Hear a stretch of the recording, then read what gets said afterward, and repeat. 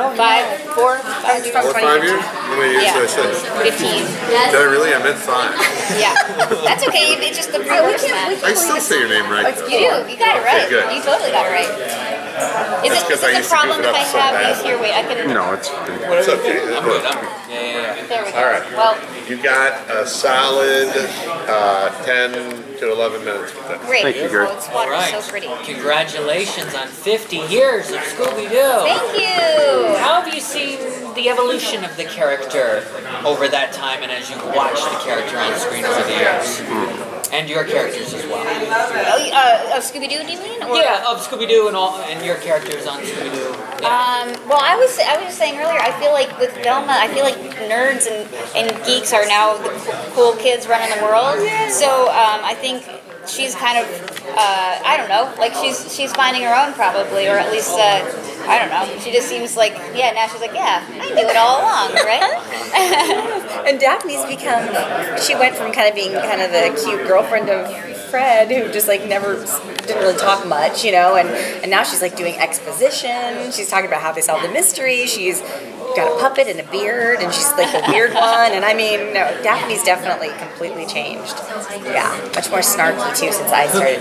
Really? Voice. Yeah, I feel like my personality is rubbed off a little bit. I think it's interesting too that the two of them have such a good relationship, and you don't see a lot of competitiveness between them. They seem to really have a equal footing with each other. Yeah, nowadays. That's true. Yeah. There was a time when Daphne and Velma, they weren't competitive, but Daphne was just so oblivious that anyone could be interested in anyone but Daphne. I mean, when I remember when somebody had a crush on you, and someone had a crush on Velma in an episode, and Daphne, it just would not compute. Daphne was just like, oh, that's weird that he doesn't want to talk to me. I don't know if you remember that. Right. Yeah, it was kind of funny. I don't know. I don't know. Well, it was funny because Daphne was just so Clueless. So self-involved. Yeah, clueless is a perfect choice of words. Can you speak to how you got the role of Velma? Because you're a established voice actress, and you can kind of see you moving into the role of Daphne. You've had it for so long, and Velma's had like a kind of, like Mindy Cohn was before you, and some actresses who weren't necessarily known for their voice work. But how did you end up in the role? I'd been doing voiceover for a few years at this point. I guess it was like 3 or 4 years. I'd been wanting to do it forever, but it's really hard to break into. I think I'd been auditioning for 5 years before I ever got a part, and I kept saying to my voiceover agents, "It's okay. You don't have to send me out." They're like, "No, this is just how it goes. Hang in there." And they were very nice to hang in there with me. And then, so I was starting to, get some footing in the voiceover world. And then when they were auditioning for Velma, I just auditioned. I made a recording and I sent it in, and then they gave me notes and I sent another recording in. And so I guess it was the old-fashioned way of just auditioning. But I was so excited to get the part for sure. And we had an immediate chemistry. Her first session, I loved her so much. I was like, I love that girl, and I knew we followed each other on Twitter, but I didn't know her very well.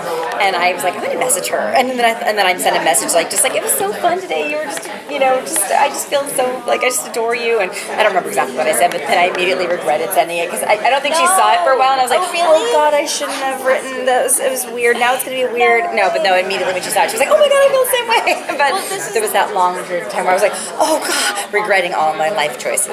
I feel like this is how I feel like when I met Gray. I was like, oh man, she's like the cool like senior at school, and I'm like the kid in the band in like 10th grade going like, not senior in like in high school. Senior. She's a cool senior. And then she's been doing The Voice since 1969. She looks amazing. No, I was just saying like when you get to ride in the car with like the older kid in high school and you think you're really cool because you're like, that's how I feel when I'm with Gray. I'm like, oh yeah, I'm the cool kid. Smoke constantly. Yeah, all the time. Takes me to the mall. But no, we immediately loved each other, and we truly do. It's so fun. I was looking forward to today because I was like, oh, great. Do you record together or is it separate? No, we do often together. Yeah. Yeah, things together. It's only when the big celebrity guest stars come. A lot of times they record on their own because their schedules so much crazier than ours. Does that make for a lot of improvisation or just a good time on the set? We don't really. We kind of stick to the script for the most part. Yeah, I improv a little bit sometimes. Yeah, I don't. But like you just play off each other and go back and forth. Yeah, we sit right next to each other and feel each other's energy. And we just like gossip and just talk about our days and our love lives and everything else. Is it just you, or is it the entire cast at the same time? It's usually, I mean, a lot of times it's Frank and Matt and Kate and myself, all of us, all four of us, the core gang, and then the guest stars sort of record separately. Like when you get the role, do you try to kind of mimic what the previous person had done doing the role, or do you kind of try to evolve it just so it becomes your own voice? Like, what are you told to do when you're doing the voice for the first time? I had a weird situation because I was very close friends with Mary Kay Bergman before she passed away, and she was the voice of Daphne before me, and it was a really hard time in my life, and I didn't really want to read for the part because I felt it was just seemed so strange to be moving on. I just kept thinking, like, I can't believe they're holding auditions. She just passed away. It just seems like we need a minute to just take that in.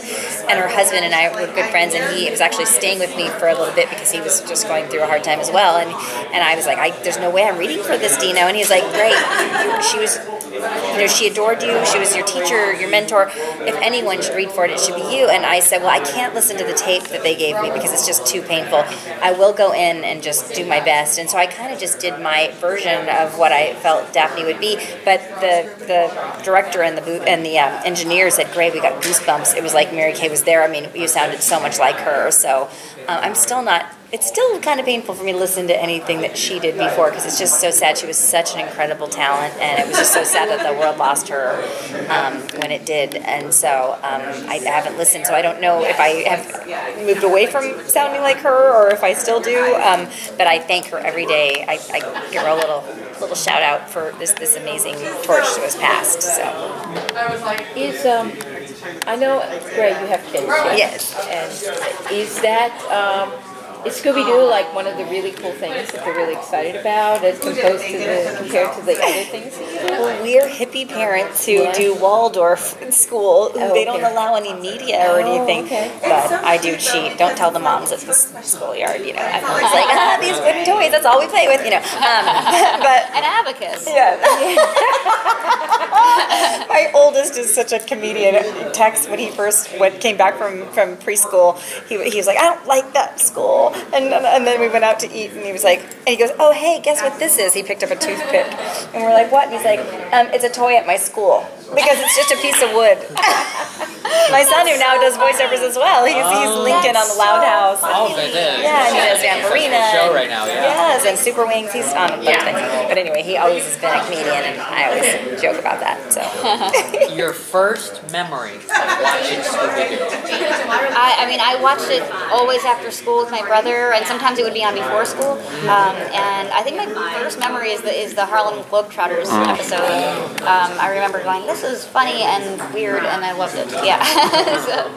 Yeah, I love the Don Knotts episodes, and Bela Lugosi, I remember that episode. Oh, yeah, I remember that one. Yeah. It seems like, it's kind of like what the Muppet Show was.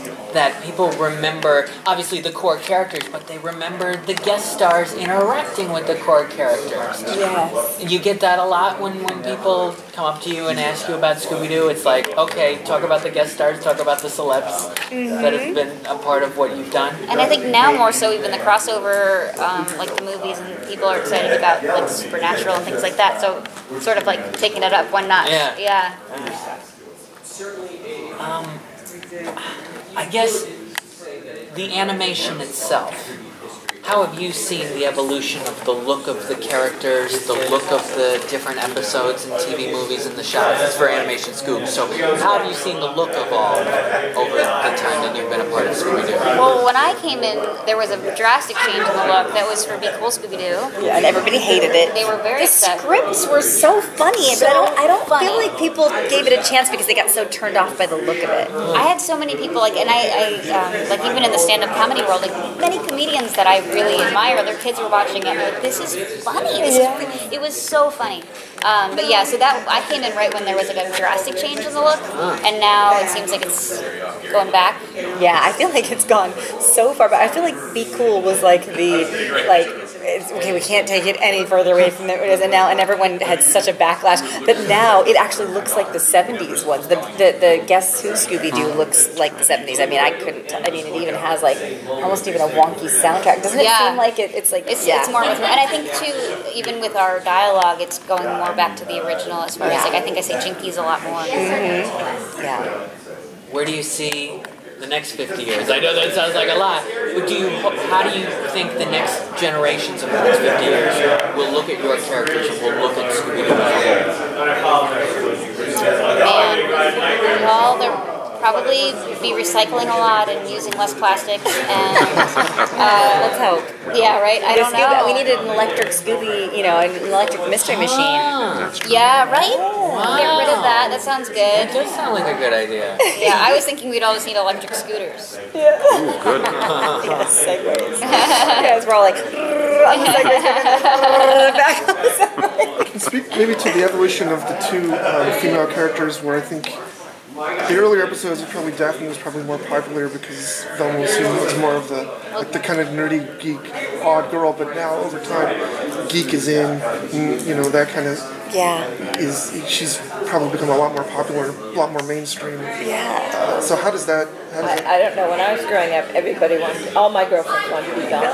Really? I'm not that. Yeah. Well, no offense taken. No offense. I mean, I want to be that too because I want to figure out how to use my Apple TV and everything. And I'm always like, someone help me! I can't find my glasses. She was the more unusual character in television in the 70s. Yeah, I think if you're feeling like, I grew up feeling more like the underdog and quiet and shy, and so I always related to Velma as well. But always was like, oh yeah, well Daphne's the hot one for sure.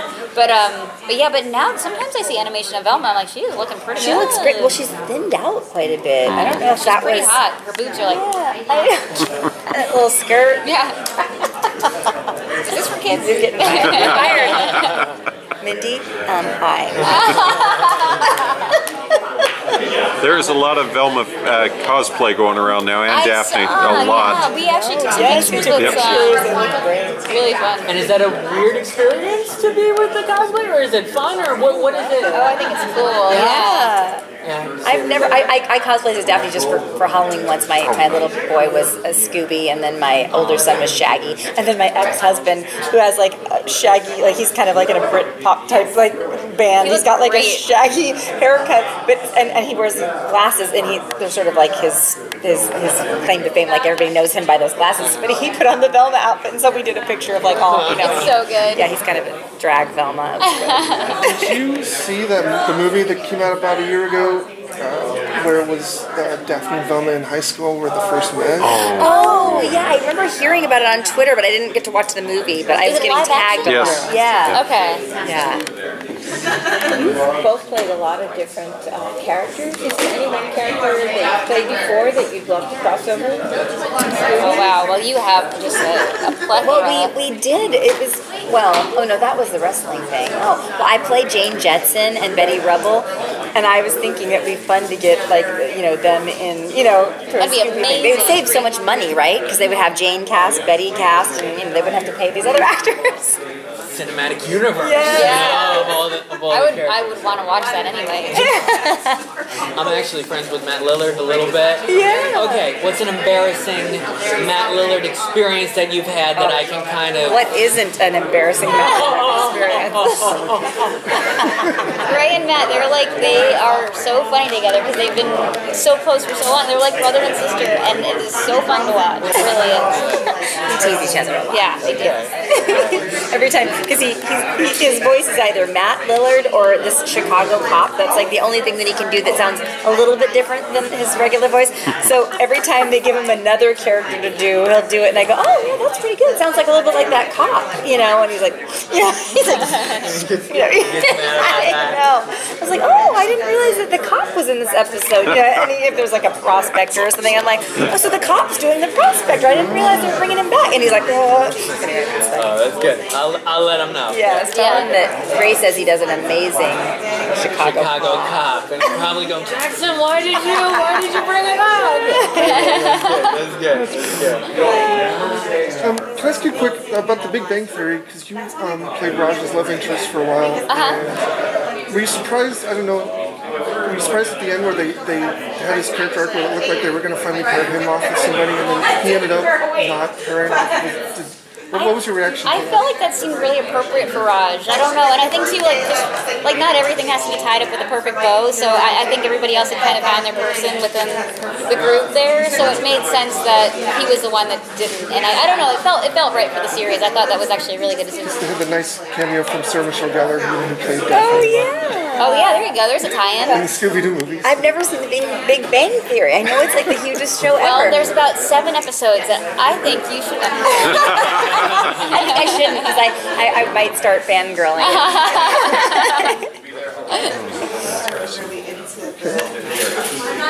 Everybody good? Is that good? We got it? I had one, if you don't mind, Sure. off topic slightly, but looking back to Raising Hope, where do you think they all are? When it ended, where do you think the characters are now, or specifically your character? My character? I kind of wondered, what became of them.